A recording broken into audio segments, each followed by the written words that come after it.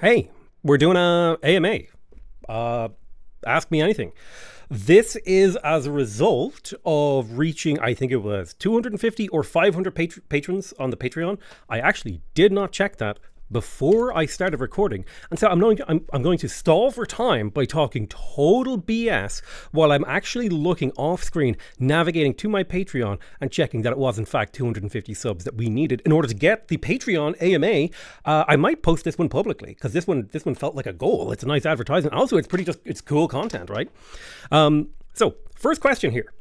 From Dylan O'Gara. How do you memorize all the traits to stack and then create exploits with them? There's not actually a skill involved there. That is just something I do. That's like asking me, how do you remember to breathe? And I'm like, how do I forget? My brain creates these connections between these things. And like, you can tell that it's a process that happens underneath the hood because sometimes I miss things and people point it out to me. And then it's like a lightning bolt, like that new pathway has been forged, and you'll see it happen live real time when I'm playing games sometimes. Someone's like, hey, Potato, why don't you do this thing? And I'm like, do what thing? And I'll be like, oh my God, that was amazing. How could I not have seen that, right? It's just something that happens underneath the hood. I live my life by feel, okay? I may as well have no eyes and just be a man grasping in the dark. You know what I mean? I play by feel. I live my life by feel. I do what feels good. I do what feels right. I don't really think too much about my decisions. Because if I overthink my decisions, I get anxious and then I don't do anything. So I tend to just dive into things and then suffer the consequences, which, if you know me in my personal life, is very true. But if you know me in my, my public life, I seem, like a perfectly well-balanced person. I am not. I swear to you, my life is chaos because I just make a series of bad decisions after bad decisions. And I mean, nobody around me really suffers the consequences. I just suffer the consequences of my own bad decisions. But you do get a lot of really cool stories from me if you hang out with me, usually relating to like the crazy people that I hang out with that aren't you. Well, I mean, sometimes I tell people stories about you when you're being, listen, it's a whole thing. Next question from Andrew Siliberto. Are 4X games actually your favorite genre of games? Also, what are some games from early on in your life that really got you invested in gaming? So 4X games are actually not my favorite genre of games. This is a bit like asking me what my favorite band is. Because if you had asked me at 16, I would have said Megadeth. If you'd asked me at like 18, I would have said Seether. If you'd asked me like for 1 month in the summer of 2018, I would have said Shit Ghost was my favorite band. The favorite thing that I have changes with the seasons. And so what I would say is 4X games scratch. There's a bundle of neurons in my brain, and 4X games just like go straight to that bundle of neurons and they just scratch it. And my brain is just like, oh, it's so satisfying to build these worlds and move all these units and build these buildings and do all this. And like, there's just something about the 4X game that scratches something in my brain that it's like an itch I didn't know I had. It's the only way I could describe it. But would I go as far as to say they're my favorite games? No, not at all, actually. My favorite games are actually competitive multiplayer games. I love playing like things like CSGO. I love playing Apex Legends. I love playing League of Legends, Dota 2. I just anything competitive and multiplayer, those are my bag, which is funny because I really don't like competitive multiplayer Civ. I really like games with like a very definitive start, finish, end that happens in like the course of a 2 to 3 hour thing. Like, it's actually very odd that I play Civ and enjoy it so much when you consider what my favorite games are, but it's just in the same way. Like, I like action movies, I like romance movies, I like comedy movies, I like social commentary movies, I like thrillers, I like sci-fi. Just because it's not my favorite movie doesn't mean I'm not going to sit there and I'm like Lord of the Rings isn't my favorite movie, but if you ask me, hey, Potato, you want to like watch the whole Lord of the Rings? I'm like, yeah, absolutely, because I love doing things, and playing 4X games is just something I love doing, but it's not my favorite. I feel like there's a certain connotation with the idea of saying something isn't your favorite means that I don't like it, which just feels so wrong. It's like, dude, like, everything in my life is like a 7+. You know what I mean? So like, just because this thing isn't a 10 doesn't mean I'm not like loving it, right? You might not be my best friend. That doesn't mean you're not one of my best friends. That doesn't mean you're a valued, treasured, beautiful person. That's why I don't really like the idea of favorite things. It just doesn't fit me as a person. Because even the category of saying that like competitive multiplayer games are like my favorite thing, reality of what I'm saying is that those things really scratch my ego because I like being better than people. I like beating people. I like, not physically, I like competing. I love competing. I like it too much. And especially important. I really like being in charge. There was a brief period of time where I played Dota and I had a ragtag bunch of people and I was the best player and they all looked up to me and I would tell them exactly what to do when we played. That was like peak dopamine flood, because not only was I the best player, so I was playing really well, I was also in the element of like being a caretaker father figure, like helping these other players play. And it wasn't like I was saying to them, oh, you're so bad, you're so stupid. I'd be like, you died because you didn't check your map, you didn't ward, he rotated from bottom, you should have moved, you should have known he was coming. And I would do all that kind of thing, and just that was the place that I love to be. I love to be in that sort of father figure, highly competent position. That's where I love to be, which probably says a lot about how I run my Civ channel. Maybe does that resonate with you guys? Another place that I like to be is, games from early on in my life. Command & Conquer, huge influence on my life. Age of Empires, huge influence on my life. Super Mario. Games that really stick out in my memory are things like Command & Conquer. I played a lot of Command & Conquer. I played a lot of Metal Fatigue, a really classic old game. I think Mandalore Gaming did a review of Metal Fatigue. If you've never played that game, go watch that review. It's almost as good as playing the game. I'm not joking. Yeah, it's not worth playing now, but it's a great game. Age of Empires, Command & Conquer, Metal Fatigue, Wolfenstein, Doom, all the classics, Super Mario, Legend of Zelda was massive for me. Pick a genre. I've played them all. I am obsessed with video games. I would live 2 lifetimes playing video games, and I would spend both of them playing video games. Like, that's how much I love video games. I am obsessed with them. I love them. And actually, something I had to do to make myself enjoy them more was to force myself to do other things, because if you do something too much, you stop enjoying it. From Colin Jorgensen, can you feel that every time consumes a potato, almost like a member of your family is dying? Yes, I am actually connected to the tuberous hive mind that dwells beneath the earth, and we are watching, we are waiting, and we are keeping count of all of your crimes. Every French fry, every mashed potato, every tater tot, every hot potato will be remembered, and retribution will be put upon this earth. You will be judged, and you will be found wanting for your crimes against potatoes. From Quinn, you're in a forest with all the players in your D&D campaign. They suddenly all start dying of poison. You have an antidote, but only enough for one person. Who do you save? I run away, and I start chugging. This is the obvious choice. Self-preservation is a very natural thing. But that's probably what I would do. However,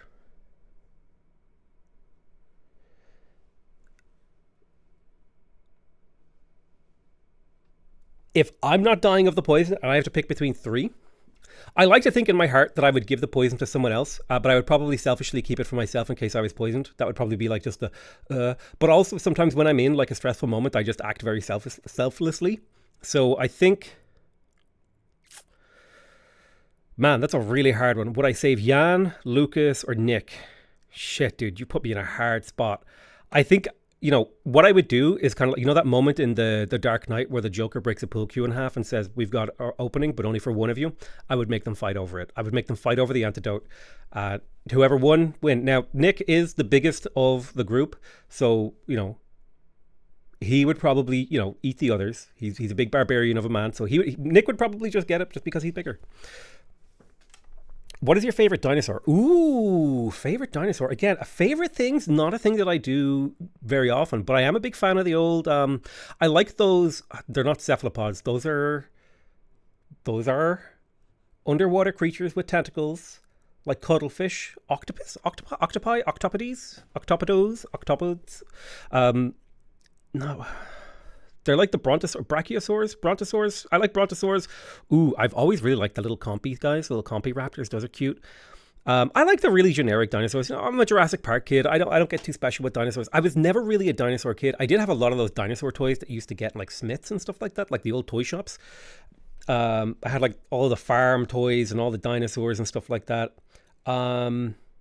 I like Triceratops. Triceratops are pretty cool. I always really liked those weird ones with the beak and the skull thing, whose name just escapes me right now. Those guys were always fun, because it always made me think of that episode of The Simpsons where like Bart and Homer put on those like pots and pans and start like charging at each other like bulls. I just always liked those guys.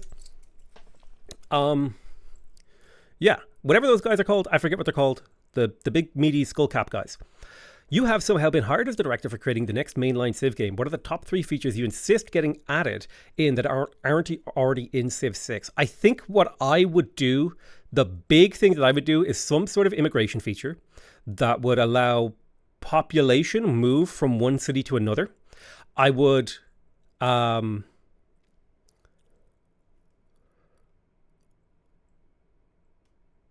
immigration. And then I would allow for cultural blending. And so, for example, let's say like a Greek pop moves. Let's say you have a city. Let's say you conquer a Greek city, and you're the Romans. The people who live there would slowly become the Greco-Romans, and you would be able to build like for every 10 Greek pops in your empire, you would be able to build one Greek unique building, right? It would be that kind of a thing where you would be able to like assimilate other cultures a little bit.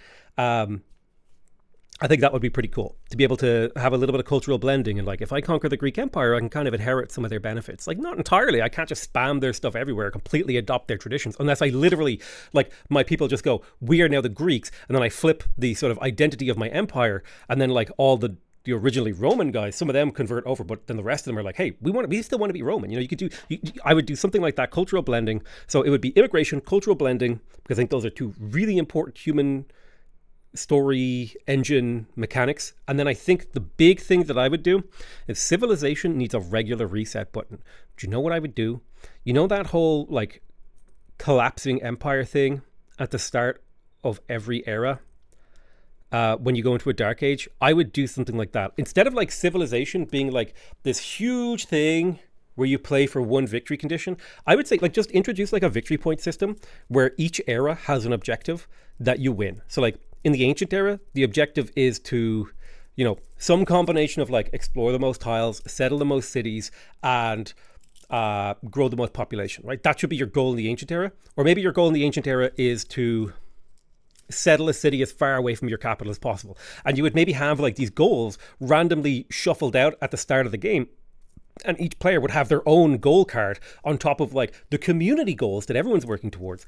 And then you could have like someone who did like really well in the ancient era and they got a victory point there, and they did really well in the medieval era, and like so on and so forth. And then rather than just the whole game, like ancient era, I'm working towards spaceports. It would be like, ooh, ancient era, I want to get a couple of victory points here. Oh, classical era, I'm going to actually like lay low on the classical era, not get many victory points, but I'm going to build up for a really strong medieval era. Like, I think that would introduce a lot more.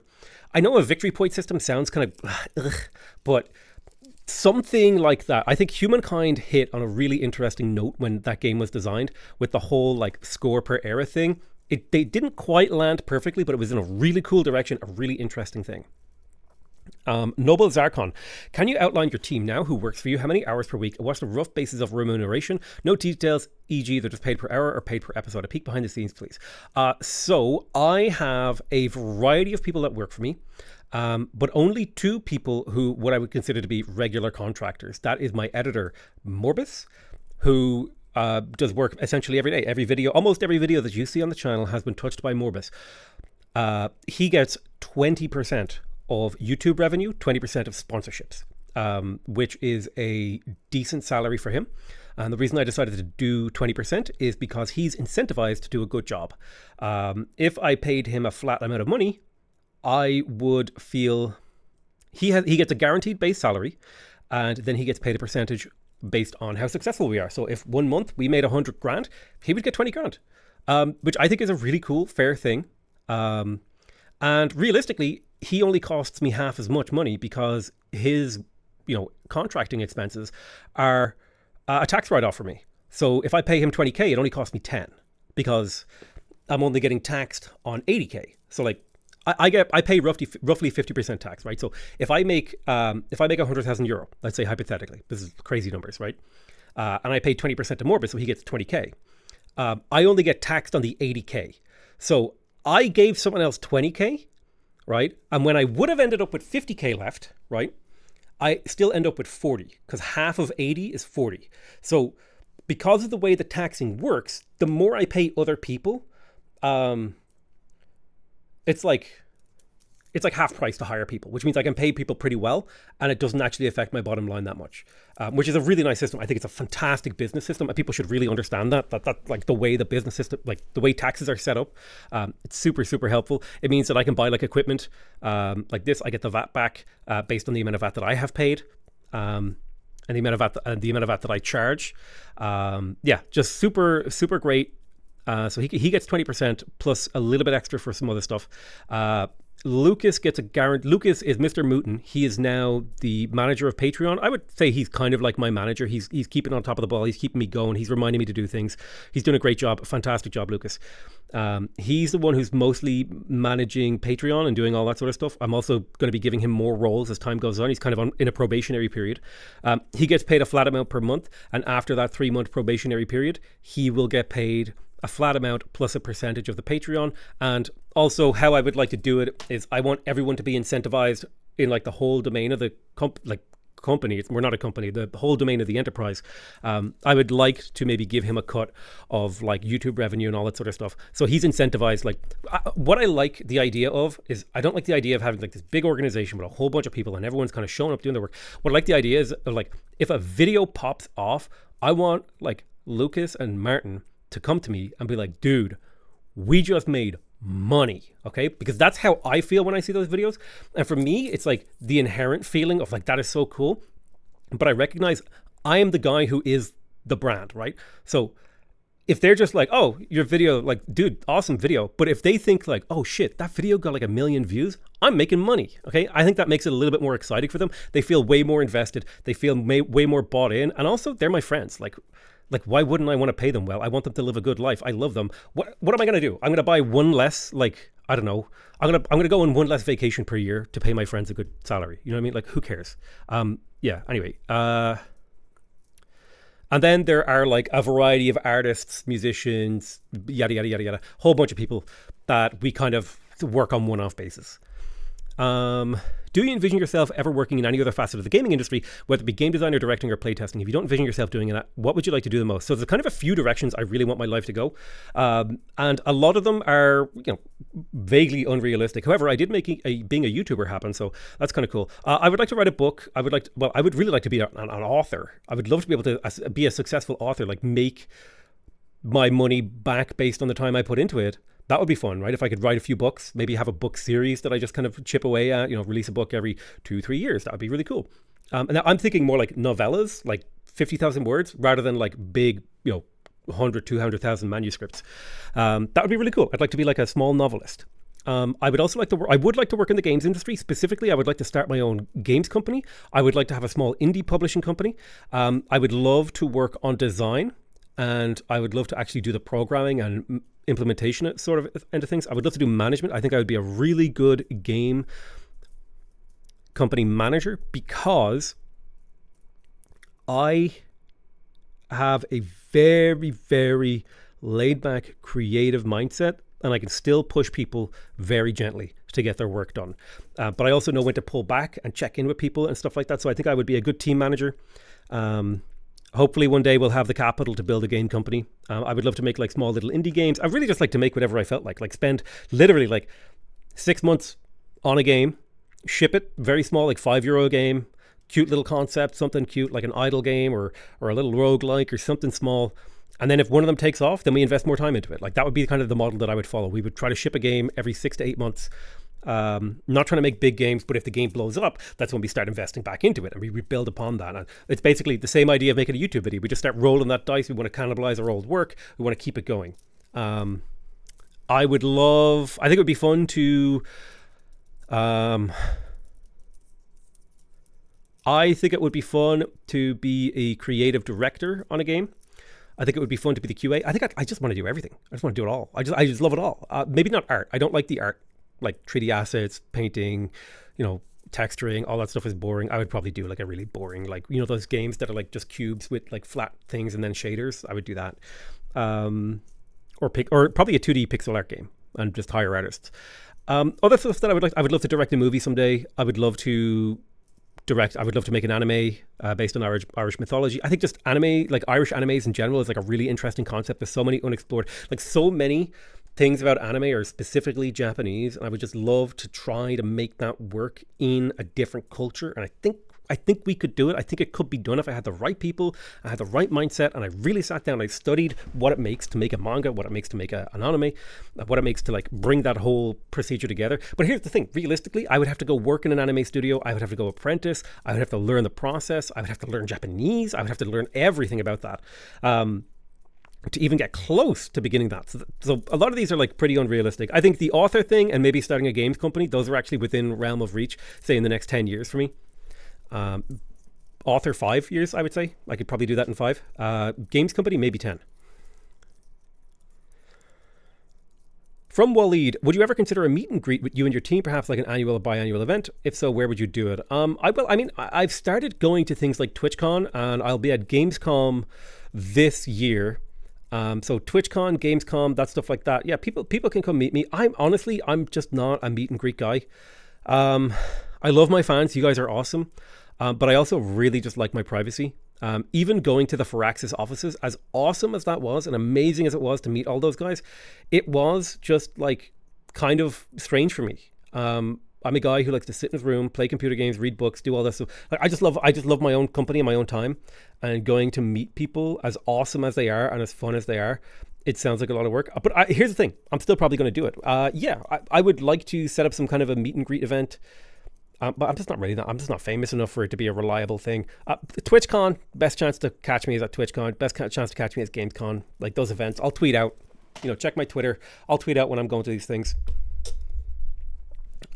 From Montezuma, Catan with the Yogscast. Yeah, Catan with the Yogscast sounds a lot of fun. The problem with the Yogscast, specifically when it comes to board games, is they have played a lot of board games together. And so they have a lot of history together. They have a lot of, they have a lot of things that they have done together for a very long time.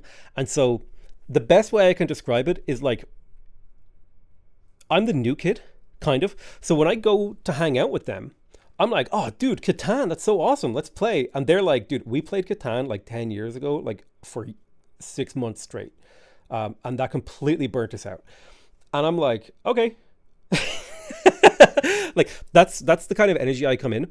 So if I'm going to play board games with the Yogscast, I have to hook them. I have to hook them with a new concept and like scratch that little part of their brain that goes ooh, like lights up when I start describing a game. And I've done that a couple of times with them, and we had a great time. I played a couple of really fun games that I really enjoyed together with the Yogscast. We had a couple of mutual brain scratches. We really really fun. Would love to play Catan with the Yogscast. Just might be hard to pull off for the reasons above. Favorite non-strategy game? Oh, again, the favorite question, rather than tell you what my favorite is, because that is just such a difficult question to ask, because you're really asking me to dig to the core of who I am as a person and what are the things that really identify with me. And I'm a very changeable person. Like my mood swings up and down. I have things that I love and I have like things that I love. And you might get a different answer from me from a different hour of the day, because what I'm thinking and experiencing in that moment will influence the answer that I give you. So with all of that in mind, Command & Conquer, the original Command & Conquer, one of my favorite games, Command & Conquer Red Alert, banger game. Red Alert 2, absolute banger game. Command & Conquer Renegade, Age of Empires, oh my god, Age of Empires 2, Age of Empires, Age of Kings, Age of Conquerors. The game is still getting updates. God, I'm so happy that the game is still getting updates. Dota 2, love that game. League of Legends, love that game. Anarchy Online, great MMO. Really enjoy World of Warcraft. Love World of Warcraft. Let's think of more. Civilization, obviously. Well, that's a strategy game. You asked for non-strategy games, and I listed off a whole bunch of strategy games. Really enjoy Stardew Valley. Love that game. Super, super fun. Harvest Moon, one of my favorite games. Used to play it on the Game Boy all the damn time. Love the Lord of the Ring games for the Game Boy. I love Kirby. Oh my god, Kirby. Any Kirby game, any day of the week, any platform, any generation, any era of Kirby. Holy shit, dude. I am Kirby, okay? I am Spartacus. I am Kirby, okay? I am Kirby. I fucking love Kirby. Kirby, one of my favorite series of games ever. Have you been watching the Yogs Civ 1 playthrough series? I've watched a little bit of it. I think it was Duncan and Lewis playing. And it looked really fun. It was really quirky. It was really cute. And it was a really fun, nostalgic throwback. It was really awesome. Favorite vacation spot? The newest place that I've never been. I love variety. Like, here's the thing. I don't mind going back to the same place once or twice, okay? But if we go to the same place every year, I want to go to a new place every year. I want to go skiing. I want to go skiing in the winter. I want to go to Finland, in December.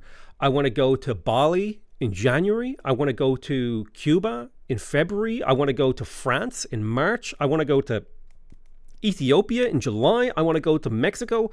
I want to go to America. I want to go everywhere. And I love going places that I've never been before. And I love going to meet people I've never met before, because it's like stepping into a whole new universe, and they show me around the city. It's my favorite thing in the world.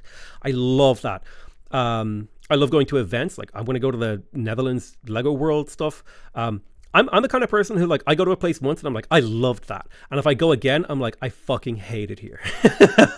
Like, every single time. Went to London, loved it. Went to Bristol, loved it. Went to, the problem is, if I get familiar with a place, I'm like, I start to see its flaws. I like to live in that little nostalgic bubble. What is your favorite breed of dog? Ooh, now that's a tough question. Again, another favorite question, but I'm going to try to answer it in my own weird, quirky way. Really like Yorkshire Terriers, even though realistically they should be called Yorkshire Terrorists. But they are cute, they are fluffy, and they're very affectionate, and I love them to bits. Also a big fan of Chihuahuas. Oh my God, I love Chihuahuas. They're just such little cute little nuggets. I love Chihuahuas. I quite like the general Labradors, Golden Retrievers. Those are cute dogs. And then I really like Corgis and Pomeranians. I like those cute little lap dogs. I quite like working dogs, especially like working guard dogs, like Big Pyrenees, or even what's that, the Australian Shepherd, and yeah, all those kind of like cool farmy dogs. I like those too. But I would say my favorite pair of breeds, probably Yorkshire Terrier and Chihuahua. Ooh, I really like Iggies. Iggies are cute. I love Greyhounds. Greyhounds are awesome. I just love all dogs. All dogs deserve to be loved by me, and I love them all equally, and they're all amazing, except for pit bulls, because no, I'm just kidding. My brother has a Staffordshire Terrier, and he's a lot to handle, but he's a lovely little boy. But I joke that I don't like pit bulls because of him, because he's a lot of work. He just has so much energy, and he's so playful. What is your least favorite game you've ever played? Also, is there a game or two that you're really looking forward to? This is a bit like asking me what my least favorite relationship was. If it was so bad, I probably just forgot it because it just wasn't important enough to slot into my brain. My least favorite game, because here's the thing. If I'm not enjoying a game, I will just stop playing it. So I don't really have a least favorite game. It's a hard question to answer. Also, is there a game or two that you're really looking forward to? I'm really looking forward to whatever Firaxis are working on. I'm really looking forward to... I don't really look forward to games anymore because I've learned my lesson. I used to buy Kickstarters for games and I would be like, oh, I can't wait for this game. I'm so hyped. Ooh, I can't wait for this. Like, oh, I'm so hyped for Manor Lords. I'm so hyped for Banished. I'm so hyped for all these cool, cute, beautiful games. And then they would arrive and then I was like, oh God, I overhyped them and now I'm not going to like them as much. And so now I've learned sort of, not only in my gaming life, but also surprisingly in my dating life, you're better off not hyping things or people up. Just be like, oh yeah, I'm looking forward to that. That'll be good. I hope it'll be good. Take a very relaxed, neutral stance on it.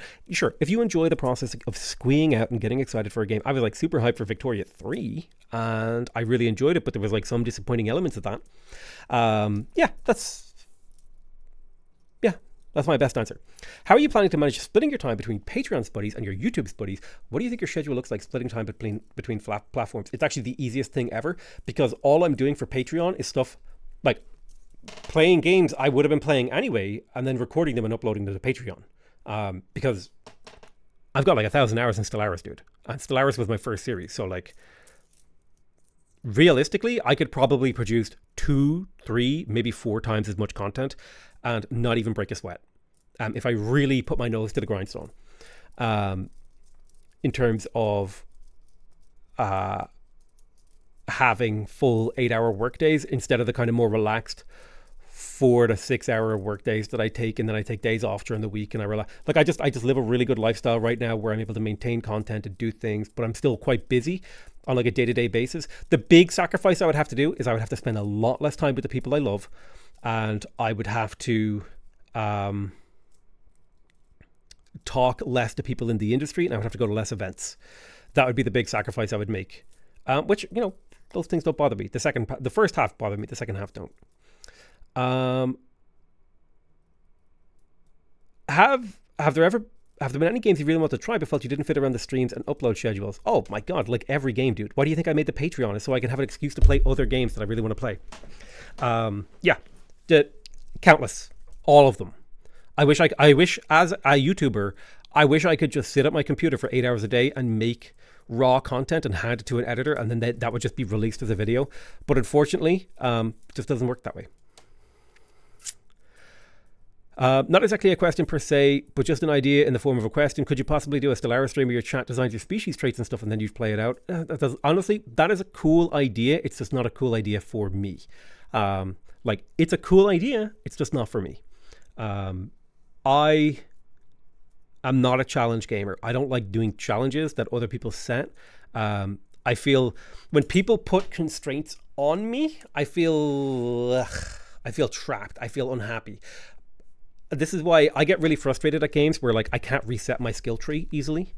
So like Path of Exile really pisses me off, because I'm like every like 5 hours of gameplay, I'm like, I want to completely reset my skill tree and like rebuild my character, and you can't do that in Path of Exile because Path of Exile is a game that really suits people who like build forward. It's why I really like World of Warcraft, because I can like play a certain build and then I can like reset my talent tree, and then I'm like, oh yeah, I get to play around with this. I love to screw around with builds. So constraints, just because as a person, I'm super intrinsically motivated in the sense that there might be some external stimulus that like, sets me off, but most of the motivation of the things that I do in my life comes like deep below the bubbling primordial soup of my being, and it rises up like a swamp monster, and it's like, you have to do this thing, and I'll just like, okay, I'm gonna make a trade build, and I'll play a trade build in Stellaris, or like, I'm gonna be a ravenous horde of, you know, something, and that's just how it comes. Like, my brain is very intrinsically motivated. I actually find extrinsic like pressures outside of myself to be demotivating. So that kind of thing actually just sounds really tiring. It's a cool idea though. What is your favorite form of potato? Mashed, oven roasted, sweet, russet, whatever. So any of you guys in the UK or Ireland, if you have a really good chipper or chippy, you might call it if you're from the UK, Scotland specifically, here's what I want you to do. The next time you go to your favorite chipper, all right, get an extra bag of chips. Don't eat them. Leave them somewhere cool. It could be the fridge. It can be, you know, somewhere cool and safe, okay? And the day after you have that chipper, I want you to roast the chicken, okay? Roast a whole ass chicken. And instead of roast potatoes, take those chips that you had the day before, and like whenever you feel like it's time, you just throw them in that roasting dish with that chicken, and I guarantee you they will be the most amazing potatoes, because they're going to be like twice fried in chicken fat, and I'm actually getting frisson at the back of my neck as I described this to you. It is so damn good. It is the best way to use leftover food, to the point where now I order an extra bag of chips. If I'm going to roast a chicken the day before, I will order an extra bag of chips from the chipper, even if I'm not having chipper for dinner, just so I have the chips to throw into the oven. And even better if you get those kind of like halfway thick ones that are just a little crispy on the end. Those ones, they basically become like glass, dude, like little shards of like delicious flavored glass. And it's like, so good. Unbelievable. Seeing as you like role-playing D&D, are you planning to either get a Starfield or Baldur's Gate 3? And which are you looking forward to more, and why? It's kind of weird, because I feel like when I'm playing Starfield or Baldur's Gate, I'm not playing a role-playing game. I feel like I'm playing a rail-playing game. Like, I've got so many, you know, things I'm bumping up against, whereas in D&D, I can just be like, can I do this? Can I do that? Can I do this? And I just start throwing ideas out there. Like, I'm pretty sure, like, last week, I just stuck my hand in an ogre's mouth, and I was like, he's a spellcaster, and I was like, I grab his tongue. That was like, you can't do that in a game. You know what I mean? Yeah, I really like RPGs. I like the idea of RPGs more than I like playing them. I'm hoping to play Baldur's Gate 3, but a friend of mine, I was thinking of doing a no death tactician-y kind of style run. I probably just won't play Baldur's Gate 3 for my channel. Starfield sounds interesting. What is your favorite bridge? I like the Halfpenny Bridge in Dublin. It's quite a cute little bridge. It's got a lot of character. It's a classic. It's a classic bridge. It's it's on the milk carton. I think it's Avonmore. No, Premier Milk. It's on the Premier Milk. What is your most controversial Civ 6 take? Something that's hard to admit or goes against what most do or believe. Game mechanic, leader, Venetian wonder. I don't even know if this is a controversial take. But the game is more fun if you play it on Emperor than Deity. Ooh, I have a really... Okay, this is a controversial take. Are you ready? I think most of the feedback that people give about Civ, especially, most of the feedback that people give about Civ is bad. Okay, most people complain that like, oh, the AI isn't good enough, make better AI. That's a bad complaint, in my opinion, because what you're asking for is something you would hate. You are asking for an AI that plays like a player, and you would hate that. What you really want is an AI that's an interesting challenge to play against. You want an AI that's like challenging enough to be interesting, but not so challenging as to be unfun. And that's a really hard line. Okay, that's a really hard line. You're asking for the sun, the moon, and the stars. Okay, you're asking for a lot with that one. So I would say most of the feedback that people give about Civ 6 is really bad. Specifically, no, let me rephrase that. Most of the feedback people give about Civ 6 is good. Most of the solutions people propose to their problems with the game are not great. And it would actually be counterintuitive to their enjoyment of the game. From Ash. Second question from Ash, actually. I think I might have forgotten to start reading people's names. What is your least favorite thing to deal with as a streamer, apart from the obvious spammers, scammers, and other people trying to make us not have nice things?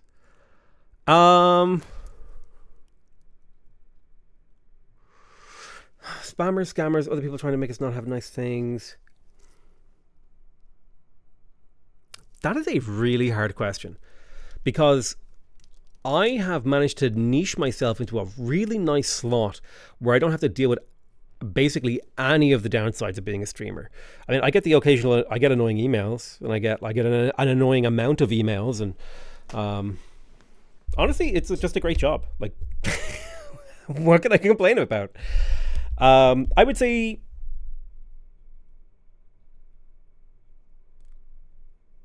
being a streamer has given me a lot more empathy for women.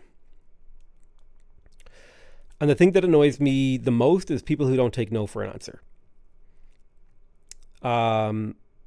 People who come to me looking for something, usually my attention, or something from me, like my clout or my time, look, whatever it is.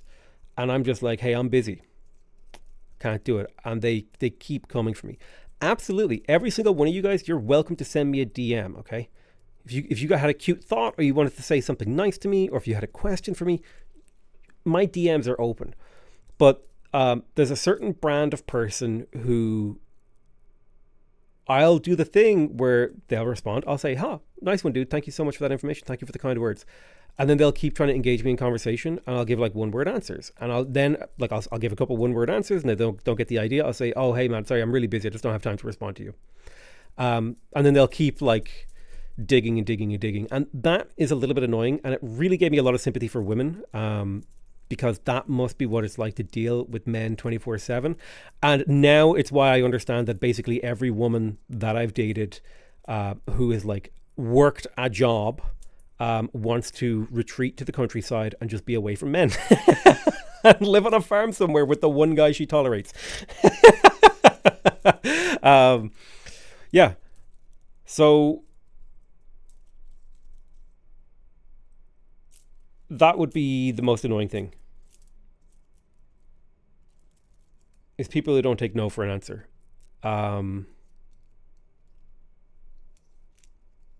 Especially direct no's.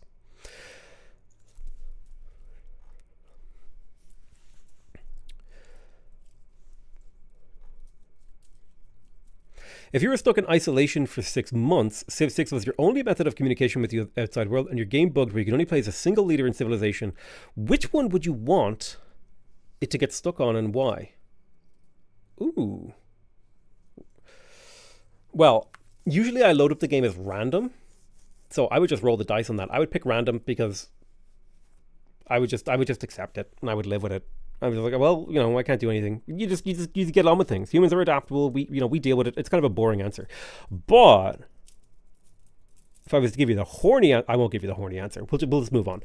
What's your favorite whiskey? Ooh, again, another favorite question. It's really hard for me to give you an answer on my favorite because my favorite drink might be the one that's in my hand. I might be drinking like a Japanese whiskey one night. I might be drinking an Irish whiskey the next night. I might be in a Mexican place and I'm drinking like Mexican whiskey. Listen, my favorite whiskey is the one that's in my hand. But I do have a soft spot in my heart for Jameson. I quite like Jameson. It's an enjoyable taste. It's very smooth. It's very easy. You put a little bit of water in it. It goes down like just beautifully. Thank you, Avi Teller and Matt Lubner. From Kamal Hurani, I'm relatively new to your channel. How did you get into YouTube streaming, and why did Civ become the main content on your channel? So I wanted to be a YouTuber since the age of like maybe somewhere between 16 and 18. And actually the girl that I was dating, I was like, oh man, I had a conversation one time and I was very impressionable when I was in a very vulnerable and impressionable stage of my life then. And I was talking to her, the girl I was dating, and I said to her, oh, I think those guys are really cool, the people who do YouTube. And she was like, oh, it's kind of cringe. And I was like, oh, people think it's cringe? And I at that point, I didn't really have the self-confidence to just accept that people are going to see me as cringe.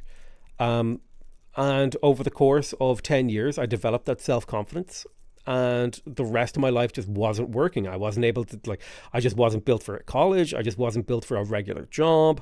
I was like, dude, I need to do something and I need to work for myself. I can't work for other people. I can't work with other people. I can't not be in charge. I can't not be doing something I don't love. So I said, I was going to try to either become a game developer or a YouTuber. And I just sat down and I started making YouTube videos. And maybe 2 weeks after I started making YouTube videos, Civilization 6 released. And I was a big fan of Filthy Robot. And Filthy Robot stopped streaming Civ. And I was just like, I'm going to take his place. I'm going to be the Civ guy.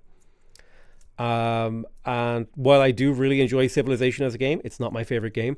But it was an intentional decision to make that into my job.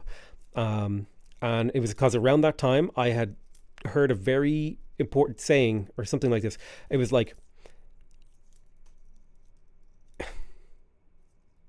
my basic goal let me rephrase this. My basic goal was I wanted to work for myself. I wanted to work from home, and I wanted to make enough money to support myself. And my goal was minimum wage. And I was like, I think I can do that with Civ. And somehow 7 years later, we're there. Hindsight 2020, I made a series of very bad decisions that somehow led to success. From Javon, anything you'd recommend from other media, e.g. favorite books, shows? So I'm reading a book right now called Captain Black Shadow. It's an interesting little book. I think it's like $2 on Audible. But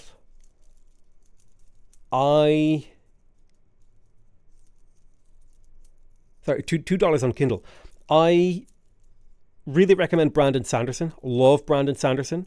Really recommend all of the Terry Pratchett books, particularly any book that has either Moist von Lipwig or Captain Vimes, sometimes Count Vines or whatever, Viscount Vines or whatever. Really love Terry Pratchett, Discworld. Neil Gaiman is quite good. Philip Pullman, I liked the Golden Compass, all that stuff, whatever, Northern Lights, all those books were good. In terms of movies, if you want a horror movie, I recommend The Ritual. If you want like a thriller, I recommend Fracture. It's a very good legal thriller, kind of semi-legal thriller with Anthony Hopkins. If you want a really good mind bender of a film, The Game with Dustin Hoffman, I think it is really damn good. And then there's obviously all the recommendations, the classics like Lord of the Rings, Star Wars, all that sort of stuff. Really quite enjoy like horror movies, and I also really quite enjoy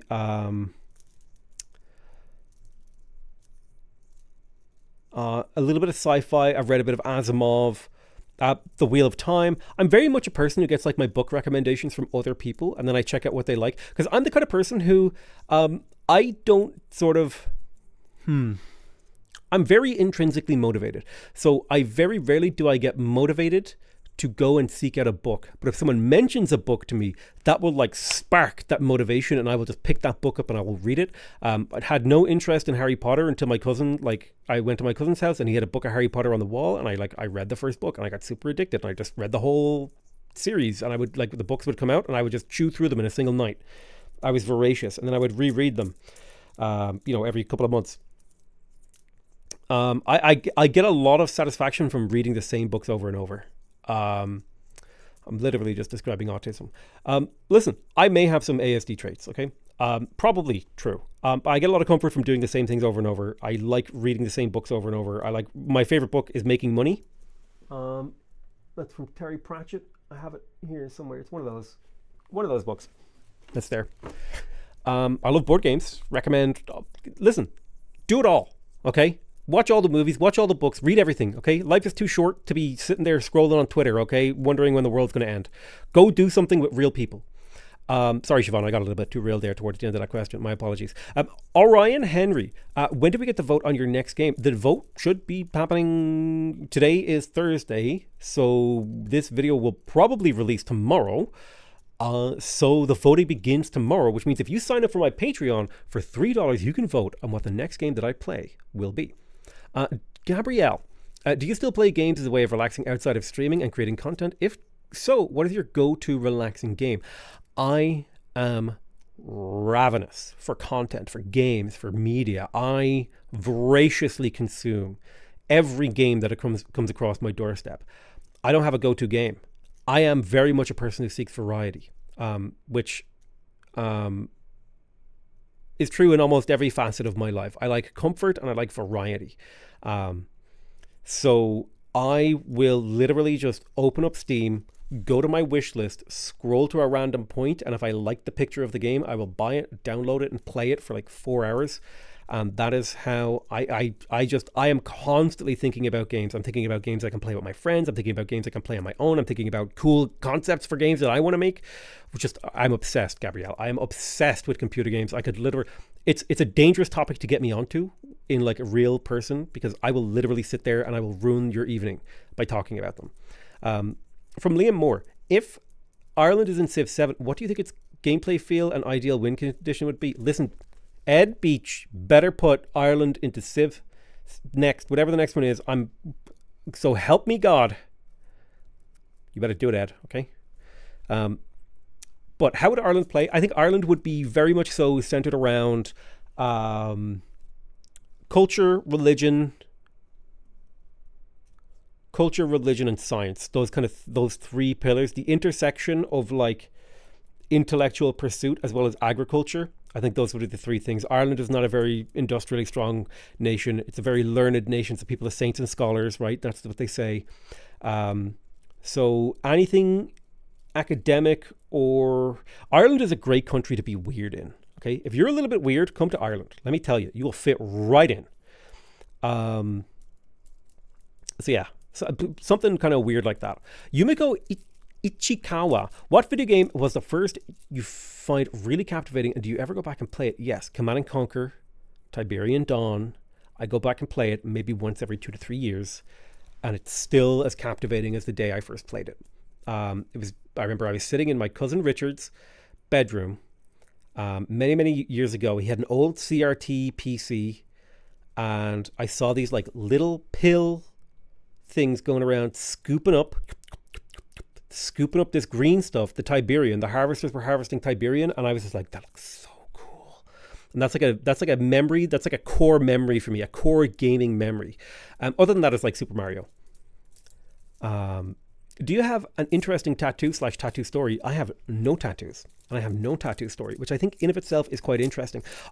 Here's a problem, right? I have no self-control, and I have an extremely addictive personality. If I got a tattoo, dude, I would get one and I would just be fucking coated in them, okay? It's a really dangerous game. For me to get a tattoo, that is like playing with fire, because I would be like, oh shit, now this bit of my arm looks bare. I need to get more.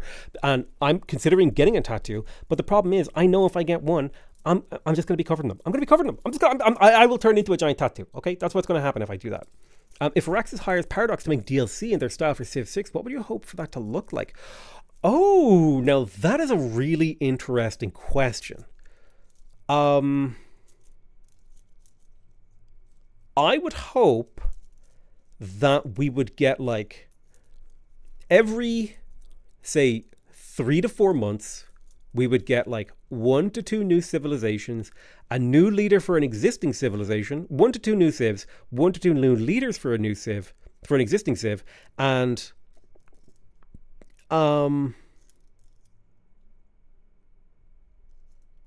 quality of life features on a regular basis, and like a little bit of extra content. I think Civ as a game is like basically complete, which is honestly a little bit of a problem for that kind of model, because you can't just keep continuously adding stuff to Civ, which means I really feel like the Civ developers are going to have to figure out a way to create not like a live service version of Civ, but a way that will keep Civ like a single Civ game only has so much shelf life. If they could figure out a way to make not a live service Civ, but a way to design Civ to where they can just have one Civ game that they just continually iterate upon and add new stuff to, add older eras, new eras, alternative stuff. That would be sick. I think you say in a recent video that you may go to see a kawaii metal show. Oh, that's not till January, and I will probably go. Wait a minute.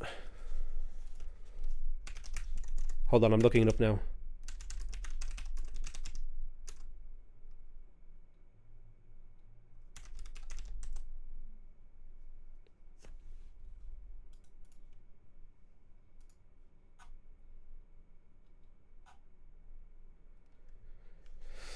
They're going to be on the Grand Social February 23rd. You know what? I'll go to it. Esprit there. Japanese electronic metal project. I don't even know if it's kawaii metal. It's just a Japanese electronic metal. I think I saw like an ad and I made a kawaii metal joke. If your alias wasn't Potato McWhiskey, what would it be instead? Jamboree. That was my original alias. But how could it not be Potato McWhiskey? Thank you so much, Parker TG. Sean Rashid, you and many streamers create videos that us common folks learn to watch how to play Civ 6. There's so much nuance and variety to games. I'm curious on what your process is to learn the game so deeply and develop strategies around it. Thanks for all the content. Sean, again, this is kind of similar to a previous question. I just play the game to death, and then as I play the game, I develop those strategies in my mind as I play, and I sort of map the game out, and I just play by feel. I play how it feels, and I just keep playing, and I immerse myself in it. I become so damn good at it. It's probably a little bit disturbing to people to watch how good I get at things, how quickly I get at them. But that is it's in my nature to become good at things. That is who I am.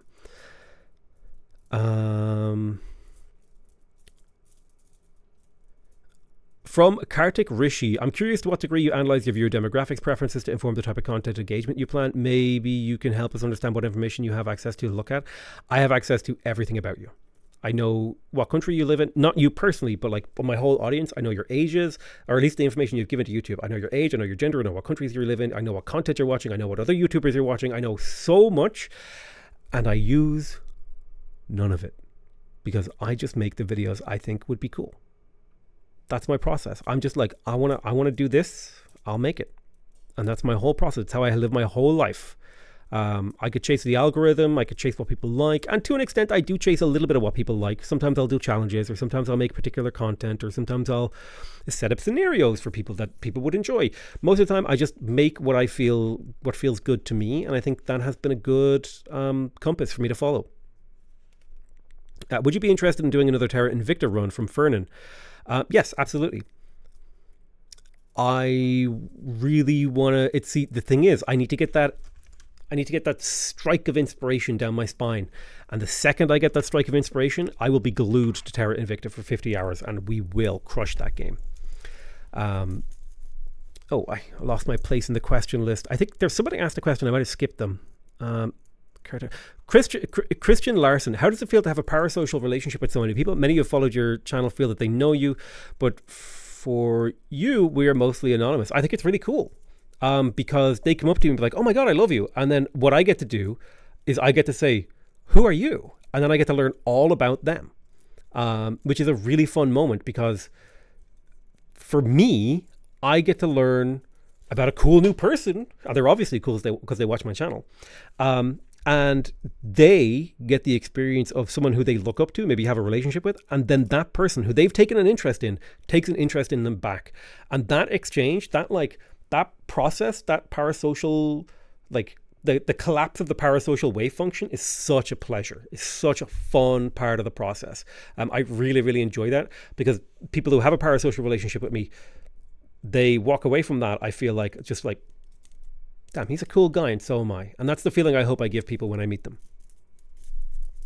Fernan, from Wesley Clausen, what type of games that you desperately wish would work on the channel that you know just won't? Ooh. Board games. Would love to do board game content. I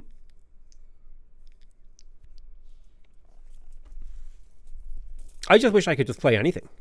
And it would like just generate income for me, which is why we made the Patreon, $3 a month. A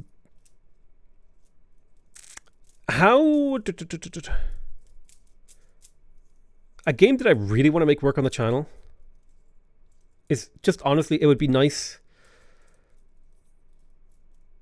I think it would be really nice if I could make any game work, but I'm okay with being like a strategy Civ player. When I say I'm okay with that, like, again, I really want you to make, like, my baseline is a 7 out of 10. Being a strategy game YouTuber, that's a 7 out of 10.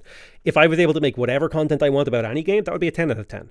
And I'm at a minimum of a 7, and I dip up to an 8 and a 9 because every now and again I make a video about a game and it pops off and I'm like, cool, I get to play this game for a while. And so like I'm living in the 7, 8, 9 realm. Would love to live at a 10, living at the 7, 8, 9. You can't always get what you want. Alexander Mills, how would you feel about exploring a Roblox strategy game named Rise of Nations? I've kind of heard about this. I think my nephew talked to me about this. I know nothing about it. Roblox Rise of Nations. This is like Roblox Rise of Nations. A grand strategy game, world domination biomes. So what is this?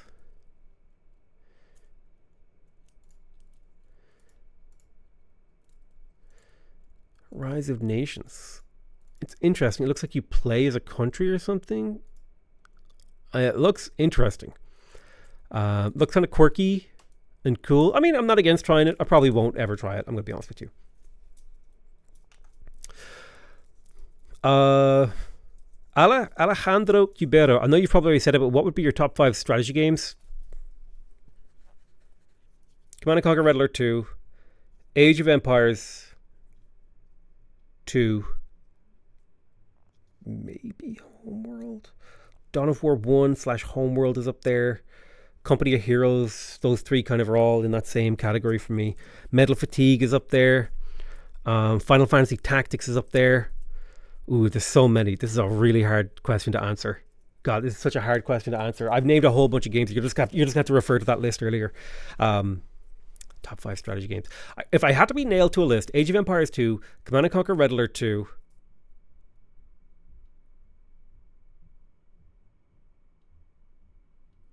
Ooh, do I put Dawn of War, Company of Heroes? I can't put both. I tell you what, I'll do you one better. Rather than that, I'll say Impossible Creatures by Relic. An old bone. Strategy games.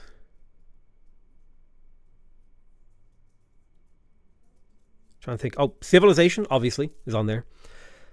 And then like Master Magic / Age of Wonders. Those would be like my top 5. At least that's what I feel right now. That list would probably fluctuate and change slightly over time.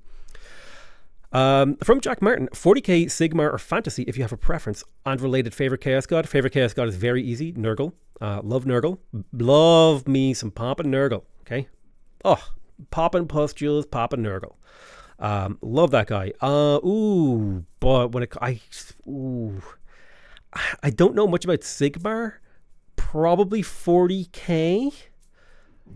probably 40k. But if I was playing the tabletop, I might do fantasy, because fantasy feels like there's more going on there. 40k is cooler, I think, but fantasy is fun too.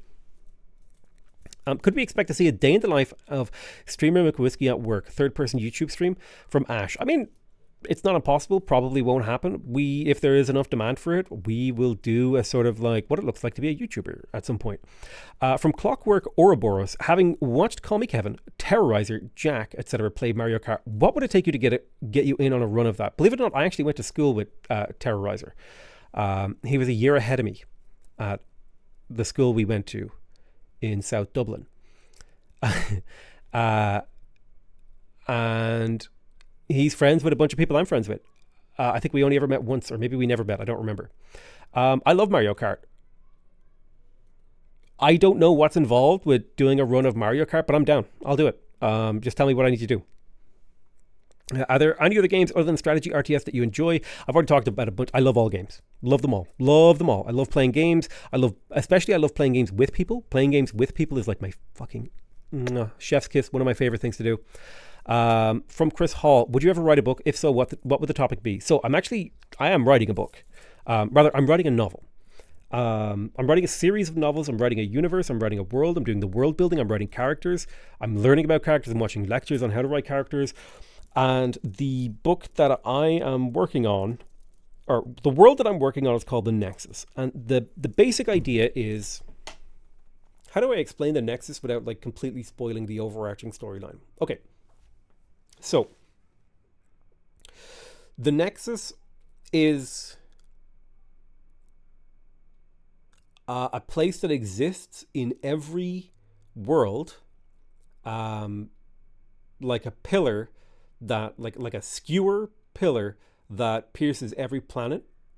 And the only way to see it is if you kind of know what you're looking for. It kind of lives in you might think of it as like a fantasy fourth dimension. And the idea that I had is that this guy finds a thing that tells him how to see the pillars. And so he finds the pillar and he goes in and he realizes that it's like just like a doorway / gateway to all these other worlds, kind of like Stargate, right? And the idea is he goes to all these other worlds and he slowly learns about this vast connected universe. But he also learns sort of like the dark sides of the Nexus, because not only is the Nexus a thing that connects all these worlds, the Nexus is in of itself a world that has something going on a grander scale. Not only does it connect all the worlds, it connects something else to all of these worlds. And the process of finding out what that thing is and what's happening when you go to the quote-unquote top of the tower and what's happening when you go to the quote-unquote bottom of the tower, what's going on in the belly of the beast, so to speak, is like, so like you might think of like each novel is like him going to a world and discovering something new about the nature of reality and, you know, exploring a new world and like their culture, their themes. And like, you know, for example, there's a world, one of the worlds that he will visit is a world where, and I haven't quite nailed this concept down, but every world has its own system of magic, and it is very much so a system of magic in the sense that it has very strict rules, it's very straightforward, and it applies to everyone. The magic is like law.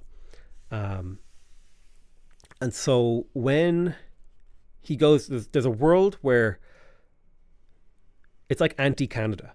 If you say sorry to someone, if you take responsibility for something that happened to them, that is like a magical legal contract. So if you instinctively just say to someone, oh God, I'm sorry, and you bumped them with a hot stove, like their flesh will heal and the burn will appear upon you.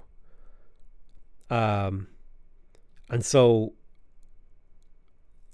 that theme of a society where nobody wants to take responsibility for intended or unintentional harm to other people, for fear of the pain that it would cause to them, that feels like a very interesting metaphor to play around with. And there's a lot of cool, maybe there's unknown magic reasons that people don't say sorry, or maybe there's a way to forgive people instead of asking them to say sorry. Maybe forgiveness will heal you. Who knows, right? There's a whole kaleidoscope of interesting ideas in that world. And that's just one of the worlds that I've dreamt up. In another world, it's just as simple as like magic is basically the law of the lever. You know, you throw one thing in one direction and that equal and opposite force, you can make it float in the air and throw something the other way.